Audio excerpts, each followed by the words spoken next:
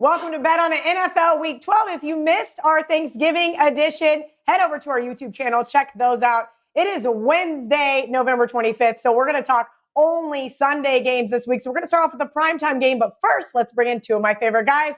At Greek_Gambler on Twitter, that's right, it's Gianni Corrales, the #1 NFL handicapper over at Las Vegas. Whoa, I saw Ralph Michaels pop across the street. I go, where's Ralph? Sorry, a little producer error there. Marco D'Angelo at Marco in Vegas. We're going to bring in Ralph later for TNA. Hopefully they can edit that one out. Let's talk Sunday night game. Marco, I'm going to start with you. Chicago at Green Bay. This one was at 7.5. Now we're seeing some 9.5 as those books try to protect themselves in that teaser situation on the Packers. Totals come down about a point to 44.5. Marco, your thoughts on this Sunday night game? Yeah, Kelly, there are still some 7.5s out there. It depends where you shop at, and it's very crucial for this one because, Kelly, as far as the game goes itself, I do like Green Bay, but, I'm not going to be laying this when it gets up to the 9 and 9.5, which it will be by Sunday night. The books here in Vegas, the ones that don't like teasers, they've already started to move the, as we call them, the teaser blockers and get this to 7. So I won't spend a lot of time right now. I'll say I lean to Green Bay, but the play that I'm going to have in this play will be when we get to our teaser segment, and we'll break it down a little more there when we do the teaser. All right, VR. So one of the things that I really enjoyed about Monday's show was how you talked about how the wise guys, the sharp groups, all the people that you follow are waiting until later on in the week to get these bets in. So now that it's Wednesday, I'm sure you haven't seen a ton, but have you seen any action on the Sunday night game? No. In fact, if I have nothing, I have like 5 or 6 fully blasted college football already. I unloaded on UFC, even gave a 5% play, 8 college basketball games today, but very little in NFL. And I expected that going into this week because every Thanksgiving, it's the exact same. It's one of the heaviest bet weeks. There's an influx of casual bettors, and the wise guys approach it just like they do the playoffs, just like they do bowl season. So there's no rush to get to the window. And that's what you're going to see this week. That's why you pay very little attention to those early week line moves. The biggest bets for Thanksgiving will start coming in Wednesday night, Thursday morning. The biggest bets for Sunday's NFL will start rolling in Friday and Saturday. What we're seeing now is a lot of games being set up. And that's what I did with this game. Real quickly, not to waste any time. If this was on Sunday afternoon, I wouldn't be betting it. It's a pass. But I actually did use it as a premium play because it looks like a good setup to profit later. And what I mean by that is it's a primetime game. It's Sunday night. We know the exposure is going to be on Green Bay. And it reminds me of a Monday Night Football game a couple weeks ago where I tied up a teaser with the favorite on Monday night, with the objective of betting the dog when that day rolls around, if I hit the first end of the teaser. And that's what I'm doing with this one as well. I found a game earlier on Sunday that's teaser worthy, not straight bet worthy. And I'm tying it in with the Green Bay Packers down to -1.5 with the objective of betting Chicago on Sunday. My bet is not on Green Bay, not even on Chicago. My bet is simply to try to hit a middle as I expect this line to climb, and hopefully it gets to that 9, 9.5, maybe 10. And I could have -1.5 here, plus 10 there, no risk at all to my subscribers or myself, and we either cash both sides or it's a pass, because it's the kind of game, if it's on Sunday afternoon, most of us wouldn't be betting it anyway. But I do think there's an opportunity to profit, so that's how I used it. Perfect information. Thank you, VR, for that one, guys. Don't forget, we have a Monday edition of Bet on It, so we can break down the entire Monday night game. So that's all we have for this primetime segment. We're going to take a quick commercial break. When we come back, we're going to go inside the numbers. Every Monday at WagerTalk.com, all plays are just $9. This even includes top-rated 5% plays, which normally sell for $40. There's no better day to get winning picks than $9 Mondays at WagerTalk.com and our sister site, SportsMemo.com. Only $99 for the gold cheap for the rest of the season? That's right. The Big Ten, Pac-12, and MAC are just getting started. The college football season is going deep into December. We'd like to offer you the rest of the 2020 college football season for only $99. That's right. You get expert analysis, power ratings, stats, and more for both college football and NFL.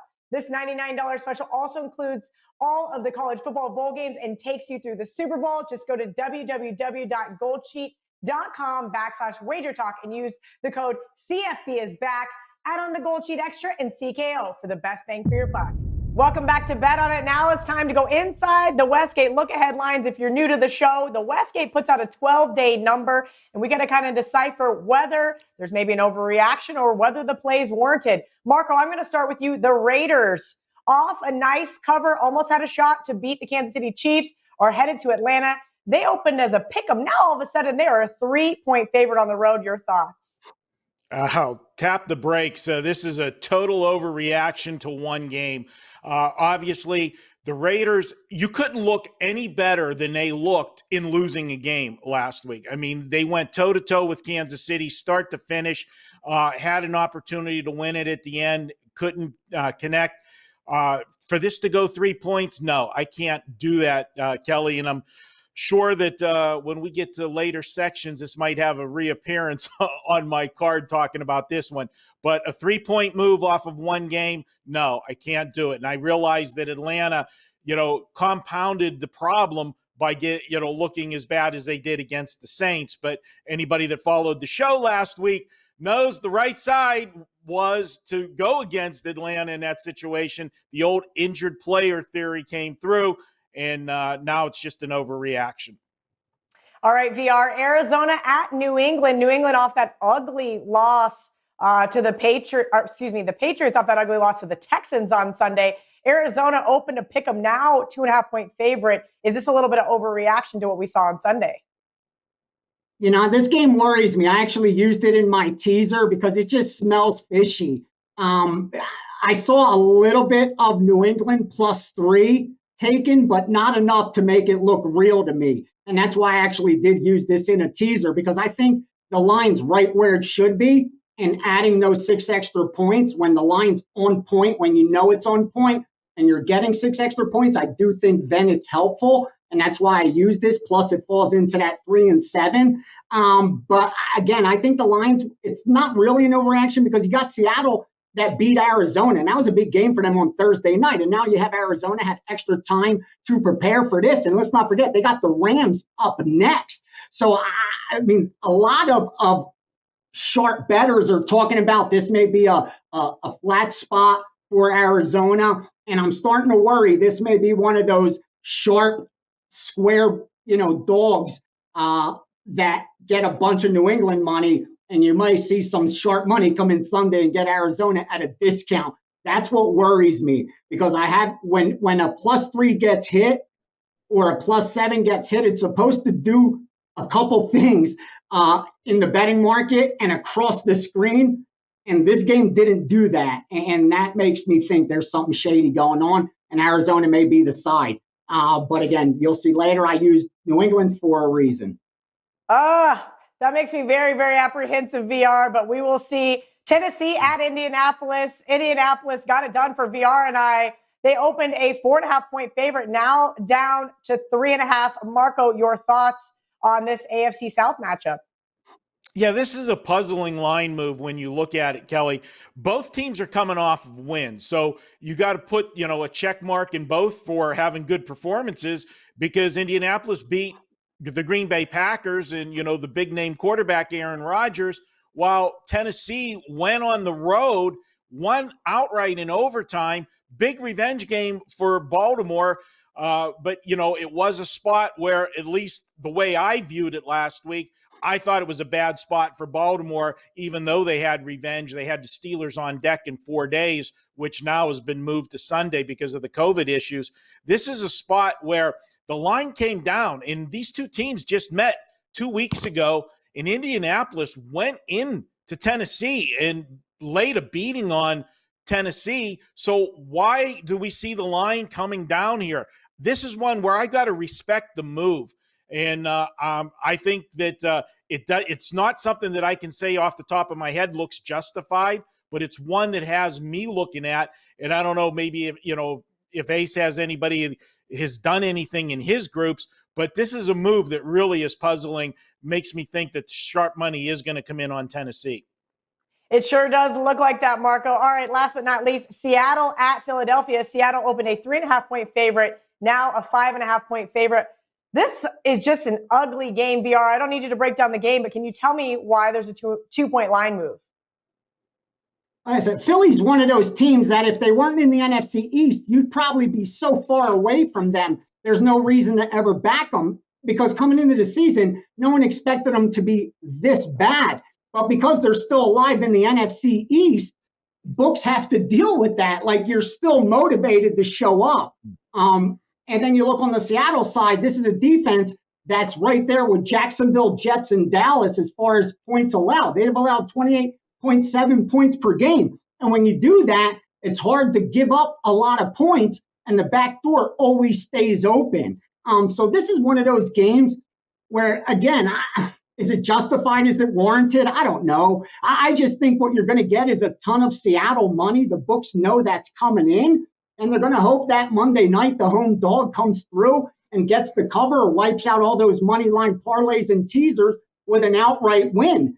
But it's just one of those games where you have a team coming off, a 10-day break off a big win and a team that looks so horrific like Philadelphia. It's opposite ends of the spectrum. And the books just have to sit there and kind of take it and hope the dog shows up. So, is it warranted? I don't know. But I think the line's pretty much right, and we won't see much movement till the weekend.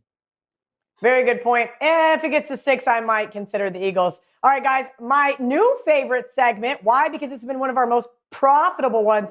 Teasers have been absolutely crushing it this year. This week's a little slim pickings. Marco, I'm going to go to you first. Who is your teaser for NFL Week 12? Well, Kelly, we battled our buddy Gianni about the teaser segment last year, and thank God we kept it. This has been my most profitable segment of the show this season, 9-2 on the teasers.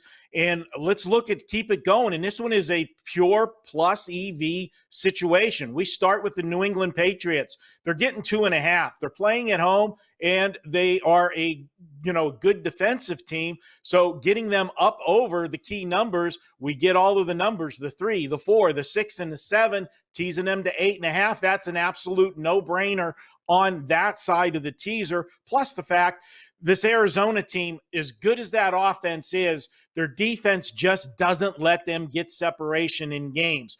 The only games that they did get separation this year were when they played the, ugly New York Jets and then the Dallas Cowboys, that primetime game on Monday night whenever the Cowboys imploded with 4 turnovers. As long as New England doesn't do that, I see them staying in here. In the second half of it, we already talked about it.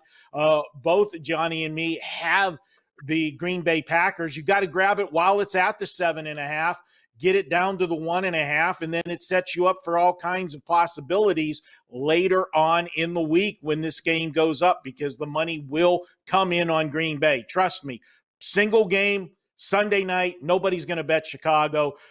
Public-wise, you'll get value later in the week, but tease this one down to 1.5 while you can. God, let's hope that game doesn't land 1, Marco. The last time I went to a Chicago Bears game in Lambeau, I swear I was feeling that one. VR, who is your teaser for this week? NFL Week 12 is going to be interesting because there's not a lot to choose from. No, and this is actually only the second time this entire season that I'm releasing a teaser on the show that I gave subscribers. And it's the exact same one Marco used, and that's New England and Green Bay. And the reason's simple. I'm using Green Bay because I think the opportunity is going to be there Sunday night to bet Chicago at a good number and possibly hit that middle. And I used New England on the first half because I don't think it's a game I want to bet straight. I'm not too sure I'm willing to take only +3 on New England. But I do think getting them up through 3 and 7 does pose some value on that side because it's a defense that's played very well, especially allowing very few points. I think they allow less than 24 points a game. That puts them near the top 10 in the NFL. And Arizona's right there as well. I think they're right next to each other. One's right above the other. And that's why I said I think this line's right pretty close where it should be. And there's not much value at -110. But if you add 6 to it, I think there is. And that's why I actually did release it with New England and the Green Bay Packers on Sunday night with the thought process of taking Chicago on Sunday, unless I really get some good info to make me feel strongly on the Green Bay side that we got a real good ticket at 1.5, and I'll just let it ride. But we got a couple days to figure that out. And again, first, New England has to do their part before we even have that problem. All right, sounds great, guys. We are going to take a quick commercial break. When we come back, is the deli open? We know that freight train is rolling with the Steam Game of the Week. And of course, my best bud, Ralph Michaels, he's going to be back with some TNA for everyone. Get $25 in WagerBucks added to your account after your first purchase at WagerTalk.com and SportsMemo.com. This is just our way of saying thank you for joining the WagerTalk and SportsMemo family. Everyone at WagerTalk would like to wish you a happy Thanksgiving. With a full day of football on Thanksgiving, football all day Black Friday, plus a normal Saturday, Sunday, and Monday slate of games, we have a special Turkey Day offer for you. Football for the rest of November through Monday, November 30th for only $69 for this entire week of football. There is no limit to the number of handicappers you can buy during this Thanksgiving special. Pay only $69, save money, get your winners in a quick, convenient fashion, and have a great Thanksgiving weekend. Welcome back to Bet On It. Do you guys hear what I hear? That's right. That freight train's rolling. VR, who is this week's Steam Game of the Week? I'm going to make it as simple as possible, and I'm just going to be square today. And the bottom line is I'm going over on the Chiefs and the Buccaneers. I released that to subscribers as a 4% play over 55. I think it's 55.5, 56. Should be higher, a lot higher than that. Listen, we know scoring came down the last couple weeks, and that was expected with the winner. I mean, in week 10, the average score was around 46 points, and the average total was around 48. We saw that the markets were higher than the scoring, and that's why we're starting to see that regression of totals. But we're still at that 50. We're still above 50 points per game average in the NFL, and the markets are still around 48. They're still two plus points shy of the average score, and it's catching up. Remember when we were 5 or 6 points away, and that's why you're seeing more unders. But this is one of those games where, again, don't make it harder than it needs to be. You have Tom Brady and Patrick Mahomes, who have combined for 52 touchdowns, 11 interceptions. Jones and Edwards combined for 1,400 yards rushing. These are two offenses that neither defense is going to stop. And the fact that these are considered good defenses creates the perfect storm for why this game should go over, because I do want to see some defense. Get me some turnovers. Get me some short fields, because these are two offenses that could, turn them into points. So I'm just fine with that. Again, this is as square as it comes, but the total could only go so high. It's kind of like in the 90s, 80s, 90s, and even early 2000 in baseball. The lowest they could go on a total was 7. So all they did was juice that 7 under, and it took years before the market became more efficient and said, hey, why don't we go to 6.5? Hey, why don't we go to 6? And now you see 5.5 game totals in baseball. Well, you never saw that before. For 10 years of my life, betting Steam, the lowest total was 7. Whether it was Greg Maddox versus Pedro Martinez, you had a 7 up there. That was like stealing. Well, I think I wouldn't go as far as saying this is stealing, but I think they could only put these NFL totals so high. And this is one of those games that should actually be higher. It's square, but I think we should get there. I like the over. All right. Thanks, VR. Marco, it's been a while. The deli's just been rocking and rolling. And I was surprised maybe we'll have it for next week, but I was surprised not to see the Cardinals as a sandwich game this week, because they are off two NFC, or it's sandwiched in between two NFC West games, but that's okay. We'll save that for the best bet segment for myself. There's a little prelude. Marco's trap game for this week is, drum roll, please. All right, Kelly. Well, we worked out with the trap game last week, so we're going to try to do it again. And we've got a situation, Kelly, in the NFL. We talk about it all the time. So what really is a trap? Well, for me, a trap is when it just looks way, way too easy to jump on board and grab a side. And, you might want to call it a trap. You might want to call it contrarian handicapping. But in the NFL, we know that when everybody migrates to one side, that generally doesn't end well. And when you look at this game and look at this number and you see the Raiders -3 at Atlanta, basically, anytime we're 3 or less, the mindset for the average bettor is, I just have to win the game. And anybody that watched Sunday Night Football last week saw this Raider team and now believes this team is absolutely for real. They looked as good as you possibly could look in defeat. And they're going to look at Atlanta and say, well, same old Falcons. They can't get out of their own way. They couldn't beat the Saints with a backup quarterback. Well, you know what? They played a Saints team that's a good football team, and it's the system as much as it is the quarterback. And we saw Taysom Hill come in and have no problems. I'm looking at this Raider team, and to me, this is a dangerous flat spot for them. Yes, they played well, but that was a huge game for them. Don't forget, after the first game against the Chiefs, when they beat them in Kansas City, they rubbed a little salt in the wounds by circling the stadium and doing their stuff, and a little disrespect to the Chiefs. That was a big game. These two teams don't like each other. Anytime a team comes off a big game and has a close loss like that, I am more apt to look to go against that team because there's a hangover effect from the big game letdown. I also look at this one. Atlanta's defense, we know they're bad. They still rank dead last in the NFL at yards per play. They're giving up 6.6. But the Raiders aren't that much better. They're 24th, allowing 6.1 yards per play. I think that we're going to get a good effort out of Atlanta at home today. They're going to be able to move the football. And I see this one as one of those games where the team with the ball last is the winner. I'm going to go ahead and I'm going to take the Falcons plus the points. Overreaction in the number. I think we're getting a great number here at +3. I've got Atlanta winning 31-28. That is my trap game for this week.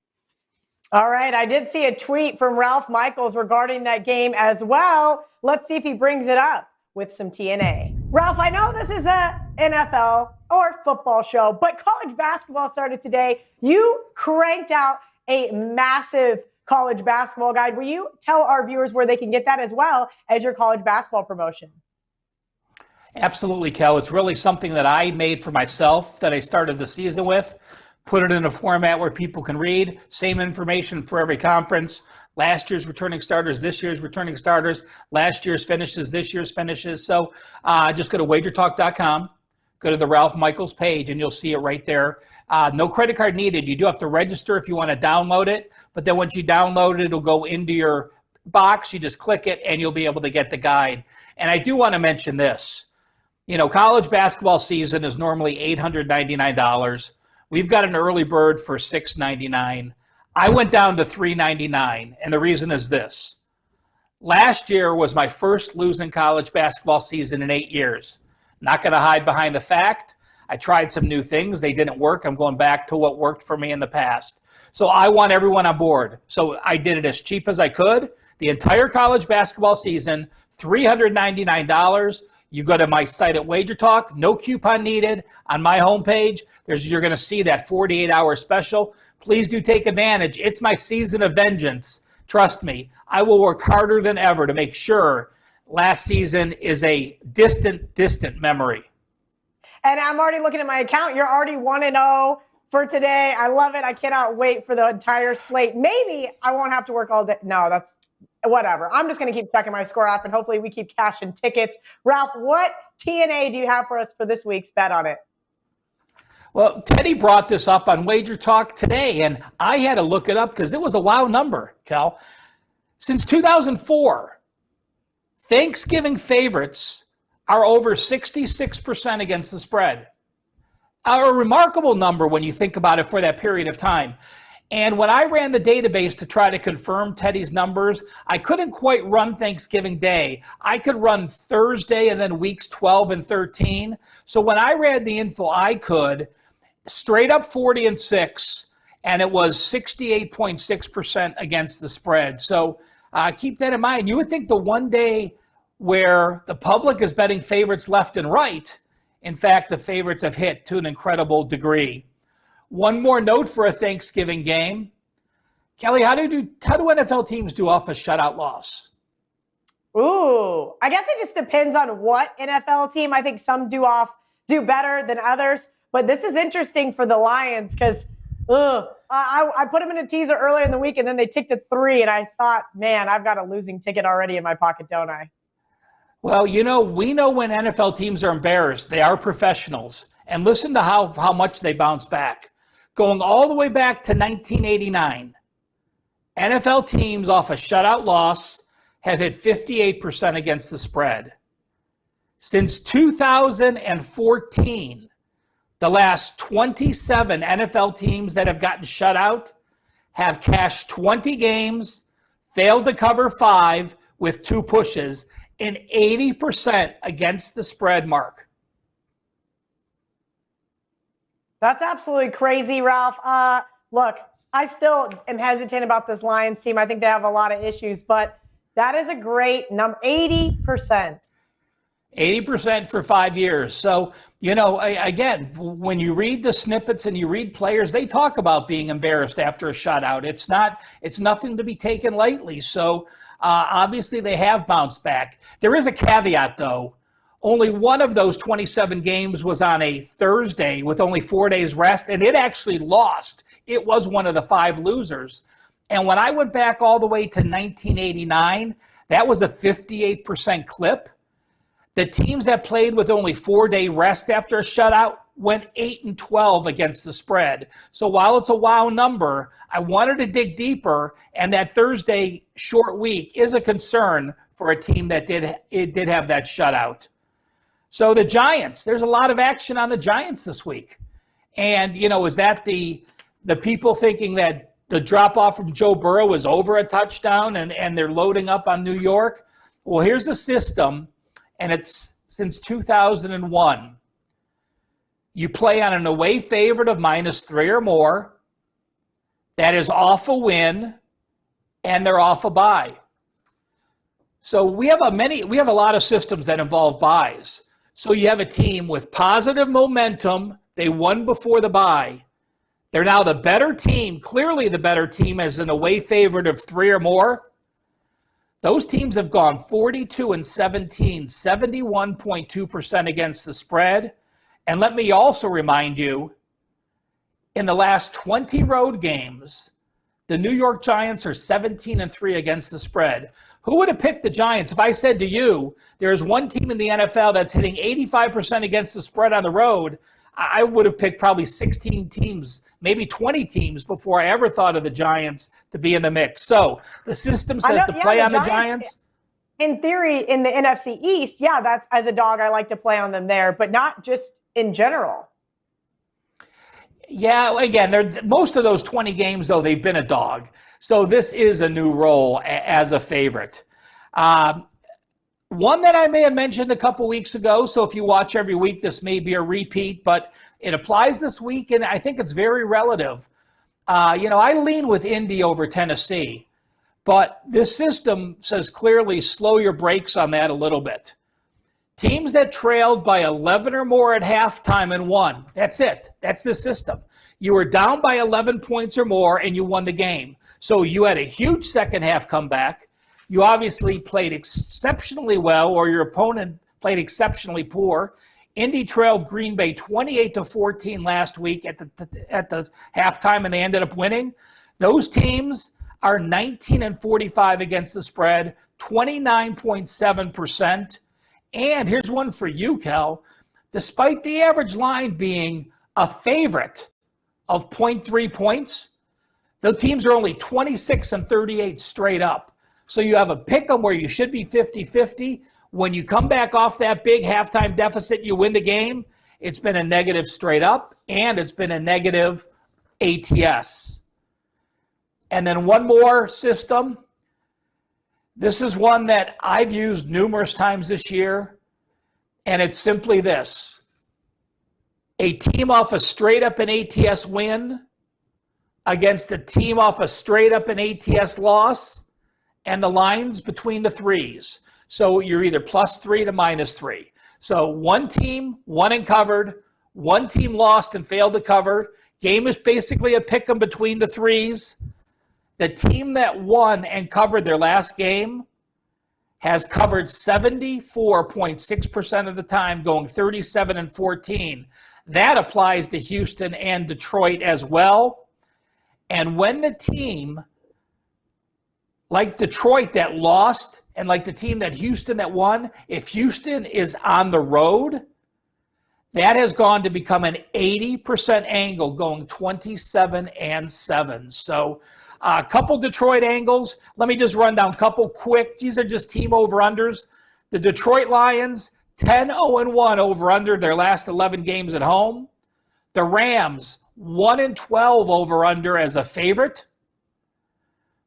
The Ravens, 9 straight covers as a dog, and they've gone full 5-4 straight up when they're a dog. The Browns are only 2-8 straight up their last 10 road games, and they're 1-9 ATS in those 10.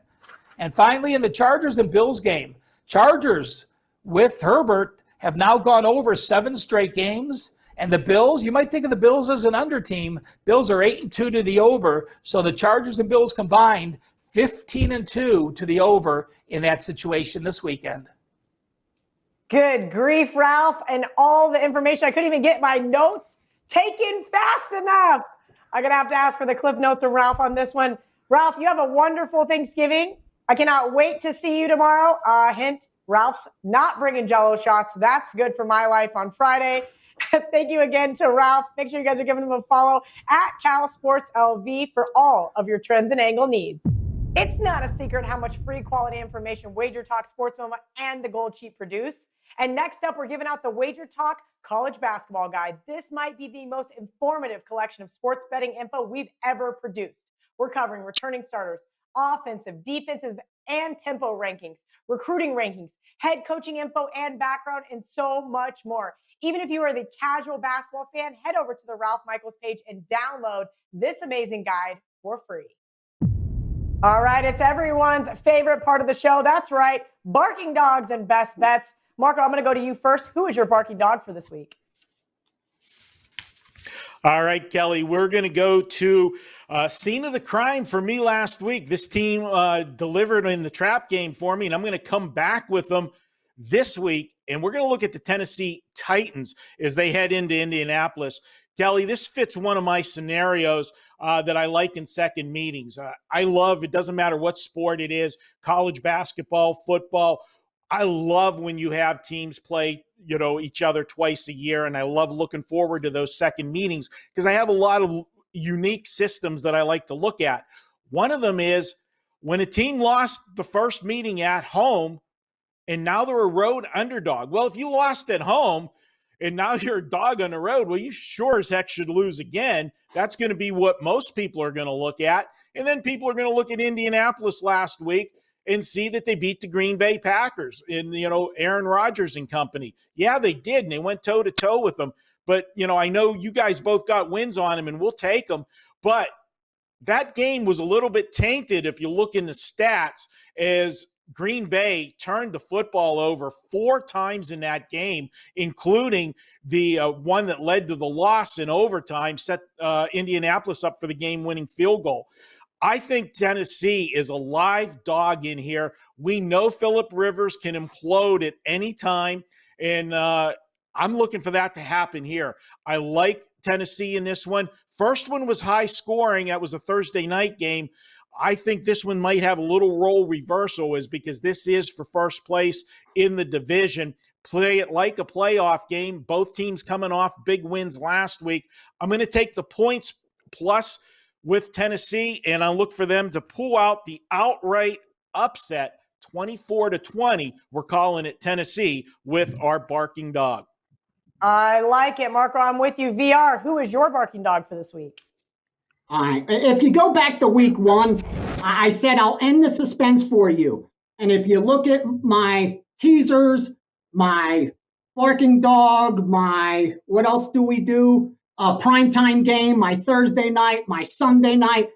Rest assured, when the season's over, I'm going to be around 50%. A game or two above, a game or two below, just like anyone else.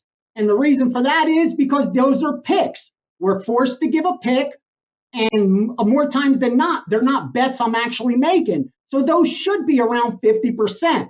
but hopefully the analysis and the breakdown helps you and educates you how to become a more efficient bettor through the matchup and find some value for yourselves. Because if crypto keeps going up, you may turn on one day and I'm no longer here.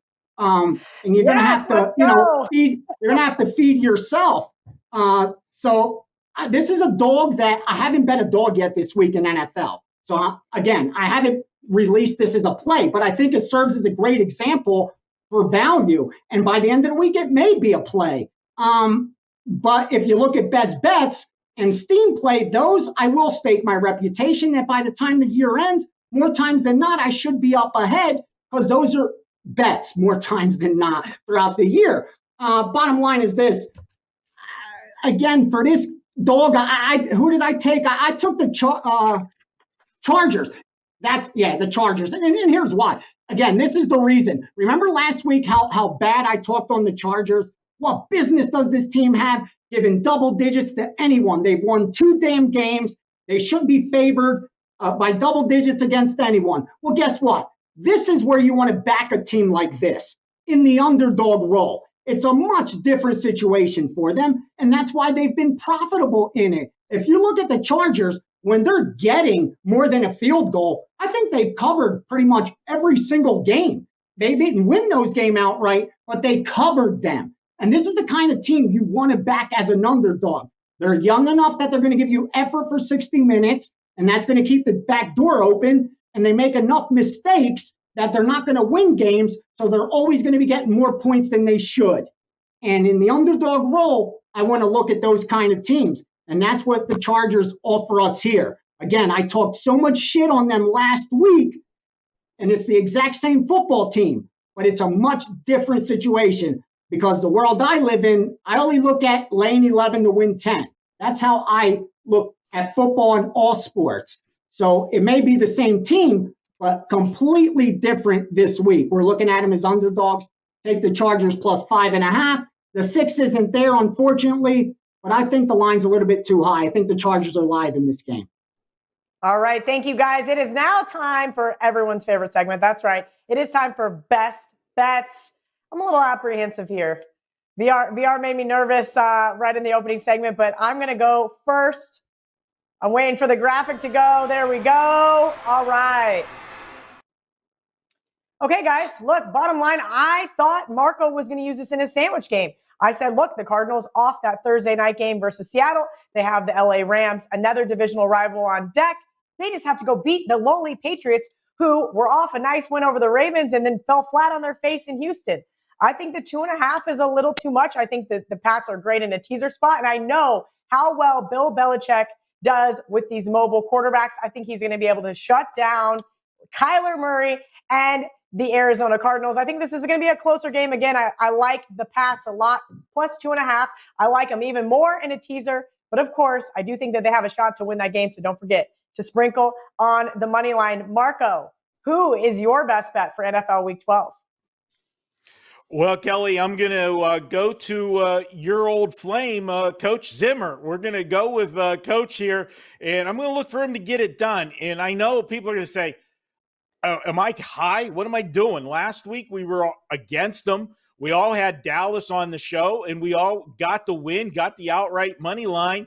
But, Kelly, that was the perfect storm last week for the Cowboys against Minnesota. They caught Minnesota in a bad scheduling spot, coming off that physical Monday night game, playing on a short week. The Bears, no matter how bad they are, the defense still is strong, still comes at you. It's a division game. It was very physical. And then their bodies just to come back and have to deal with Dallas, who had 2 weeks to prepare for them. It was a huge edge. And they don't have those disadvantages this week. Now what we have is we got a Carolina team coming in here that got the win last week in the injured player theory. Teddy Bridgewater was out. P.J. Walker got the start and did just fine. In fact, they tossed a shutout against the Lions. So on paper, this screams like you should be taking Carolina plus the points, but I'm not going to do it. And the difference is Minnesota off a loss has been money. Coach Zimmer, in his career as head coach of the Minnesota Vikings, we all talk about Belichick in the day off of a loss. How about this, Kelly? Off of home games, off a loss, Coach Zimmer is 15-4 against the spread. That's going to get me lining up on Minnesota. The other part of it is last week, they had a bad game. They'll bounce back, but they're going against another bad defense. In Carolina, as good as they've played this year, still gives up a lot of points. Throw out last week's shutout. I don't know what went on with the Lions. I don't know if they were looking ahead to Thanksgiving in 4 days. That was just one of those games that you say, you can't explain. But I look at the rest of the season body of work with Carolina, and it wasn't good. And as far as injured player theory goes, Kelly, this is the second part of the injured player scenario. We always talk about taking those teams the week of the injury because everybody else plays at a higher intensity level. Now it's week 2. When those teams won with the injured player and then they're getting the star player back the next week, it's the exact opposite effect. All those guys that were playing at a higher intensity level now takes that sigh of relief. Oh, Teddy's back. We're good. No, you're not. I'm going with Minnesota, and I am laying the wood with the Vikings. Lay the 4 points here. I look for them to win this one by double digits. We're calling it Minnesota 31-20. That's my best bet. All right, Marco, we're in alignment. I love me some Coach Zimmer. VR, your best bets have absolutely been crushing it. Let's keep that ball rolling. Who do you have for this week in the NFL? I know I almost gave out a UFC in college as the best bet to keep it going because I made bigger bets. But no, it's NFL show, and I got a decent total. I'll go Cleveland, Jacksonville over. Went over 47.5 and 48.5, and even 49 in this game. There's 48.5s out there. Listen, bottom line is this. I'll make it simple. These look like two of the most horrific offenses you've ever seen. Jacksonville averages 20 points per game, and Cleveland averages 23. Pretty low for 2020 NFL. But styles make fights. It's cliche, and it makes all sports. The matchup matters. And you're talking about two of the worst defenses as far as points allowed. They just let you score on them. Jacksonville allows just about 30 points per game. Cleveland allows 26 points per game. So even though the offenses are slightly anemic, the defenses are so bad that these offenses will look good on Sunday, at least good enough to get up into the high 20s each. It's a coin flip type of game, and I do think we're going to crack 50 easily. I like the over here. Again, two very bad defenses and decent enough offenses to put up some points, and we've had mediocre totals all year. We're looking at 2 5-5 over-under teams all season. The market's been right there with them, but they don't get much respect on the offensive side. And having looked recency bias, you got Cleveland having gone over, I think, 3 in a row. You have Jacksonville gone over the last 2 or so weeks in a row. It sets up nicely. Let's go over that 48.5, 49, whatever it is. Let's go over, see some points Sunday. All right, guys, love to hear it.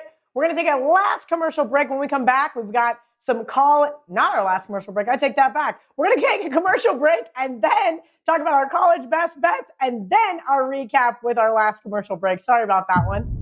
Want up-to-the-minute scores and odds direct from Las Vegas? Then check out our WagerTalk odds page. You'll get all the latest lines along with moves as they happen from all the biggest books in Las Vegas, including Westgate Superbook, Circa, Golden Nugget, Wynn, Stations, CG, and South Point, just to name a few. Best of all, it's absolutely free. Welcome back to Bet On It. It's time for college best bets. Look, guys, I'm not going to lie to you. I do not love college football this week. I really don't. Northwestern got it done for me last week and won the game outright. I'm hoping to find a dog that can win outright every single week. I looked at North Carolina. I wanted to make a big case for them. I do think they're going to get a lot of public action come Friday. That being said, I looked at going against Northwestern. Now that they're flying so high, maybe they come crashing back down and Michigan State can keep it close. Just couldn't get to the window with them. So I threw out a lot of games that I thought maybe I was going to bet. But I'm going to go with my third favorite game here in the Fighting John Murray's. That's right. The West Virginia Mountaineers plus 11 over the Oklahoma Sooners. I do think that this is just a touch too many points for a pretty good West Virginia team.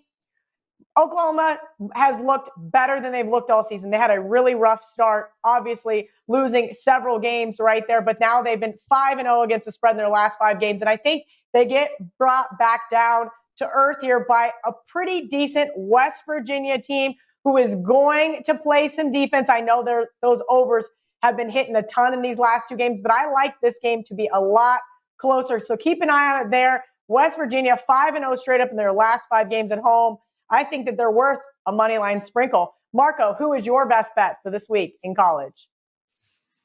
Well, Kelly, let's see if we can deliver one like last week. I wish they were all that easy. I know I didn't get many texts from you on Saturday as my best bet was just taking your Kansas State Wildcats out behind the woodshed.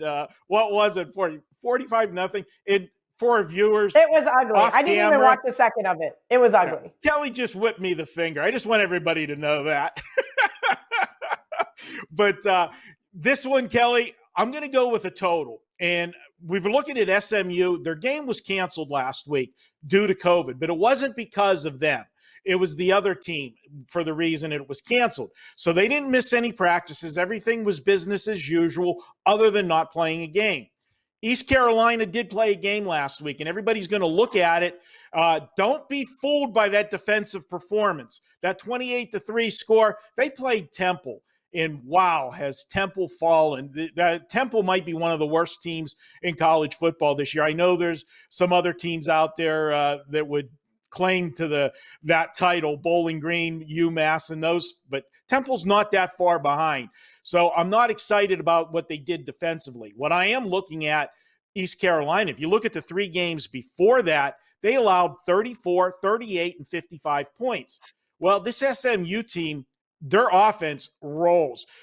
SMU has scored 24 or more points in all of their games, the 24 that they scored in their last game to Tulsa. Tulsa is one of the few teams in the conference that plays defense. All of their other games, SMU has rolled big with points. This team puts up 40+ on a regular basis. I think that if they want to, they can get to 50 in this game themselves, which doesn't leave us much room to have to get to the total as far as East Carolina goes. And why not? Because this SMU team can't stop anybody either. I see both teams going up and down the field in this one, and as long as East Carolina does their part and gets me 17 to 20 points, I'll be okay with this total. I'm actually projecting this total to be 72 or more, and since we're sitting at a total of 67.5, we've got plenty of room. Let's go ahead and take this one over the total. SMU is one of those teams, Kelly, that just missed as being what I like to refer to as a 200 club team. They run for 188 and pass for over 300. What is East Carolina going to try to stop? You take the run away, they're going to kill you through the air. You try to drop back in coverage, they can run it up the gut. This team scores quick. I like this one over the total as my best bet.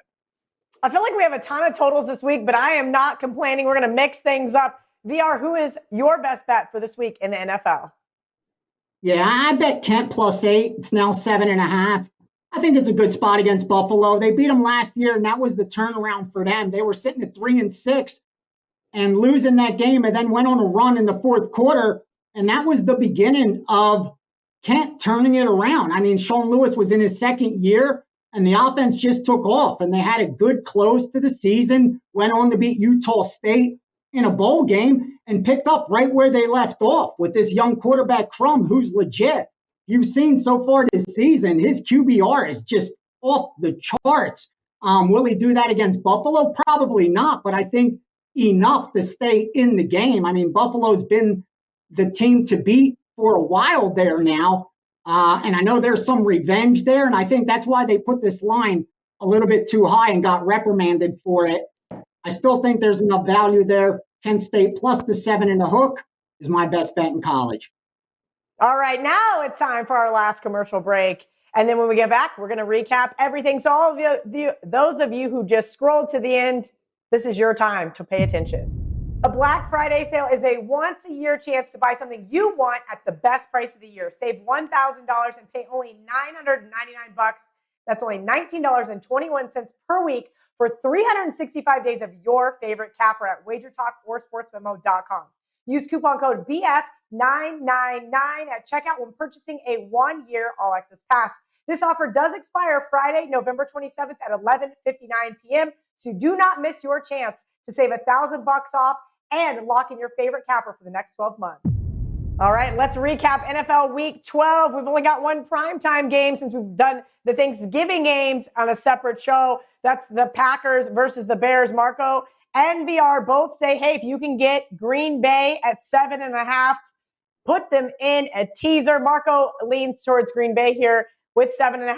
VR says he's going to pass, but that is an excellent teaser spot for this team. Speaking of teasers, both guys have the Packers and New England.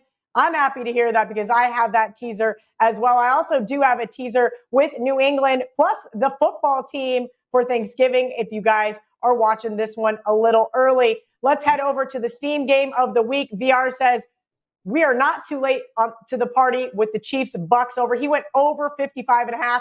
I went over 56.5. He said it's still worth a play. He doesn't care. It's not that square.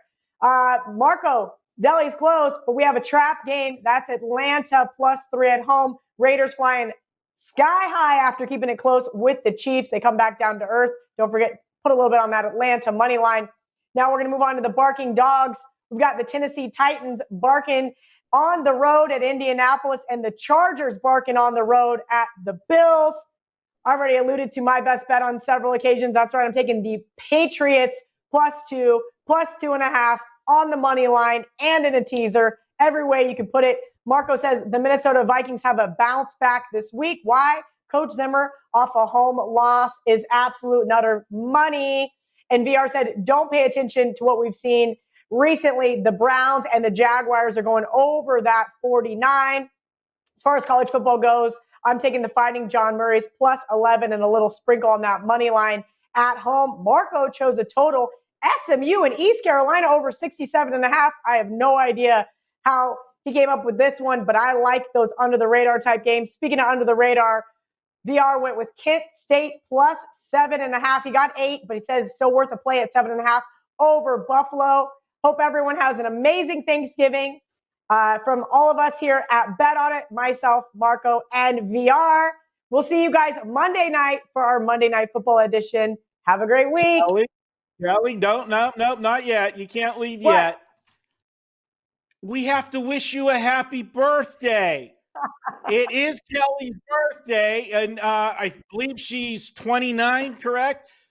Am I correct on that? Yes, 29? Okay, well, for Kelly's birthday, I want everybody to go and be sure, as VR would say, smash the like button. But you know what? Drop in there and leave a comment. We want happy birthday wishes for Kelly in the YouTube channel today while you're in there smashing that like button. So, Kelly, I hope you have a great day, and we'll excuse you for all of, the little mistakes you might have had today with, delivery of post. It's your birthday. You're excused. I understand you might have hit the bottle a little early today. Not today. Happy birthday, Kelly. Thank you guys so much. I appreciate all the love.